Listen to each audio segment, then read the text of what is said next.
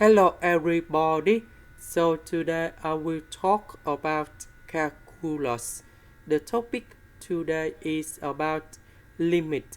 So now I will show you how to answer. We divide by n on numerator and denominator.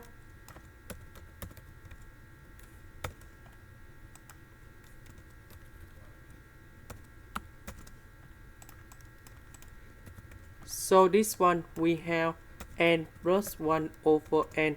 Because n squared divided by n, you got about n. 1 over n, we keep the same. 2n divided by n, we have number 2. So when n approaches to positive infinity, 1 divided by n with n go to positive infinity, this one you got about 0. Similar for this one. And now we just have only n over 2. When n go to positive infinity, this one will go to positive infinity. So positive infinity divided by 2, you got about positive infinity. And this is the final answer.